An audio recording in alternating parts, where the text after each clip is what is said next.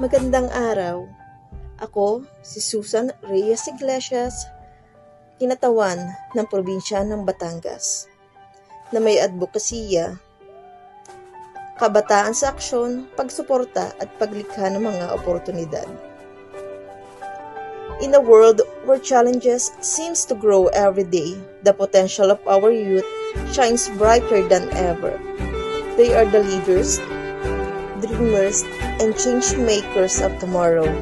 Today, we celebrate the essence of kabataan sa aksyon, pagsuporta at paglikha ng mga oportunidad. This is not just a slogan, it's a call to action for everyone to come together in support of our young generations.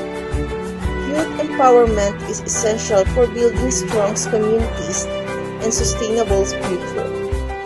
By supporting our youth, we are investing in innovative ideas, fresh perspective, and the relentless spirit of those who dare to imagine a better world.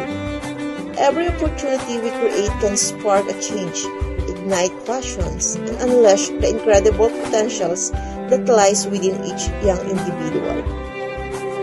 Through this program, I discovered my passion for art and learned how to use it to give back to my community. I never thought I could start my own business, but with the right support and guidance, here I am making my dreams come true.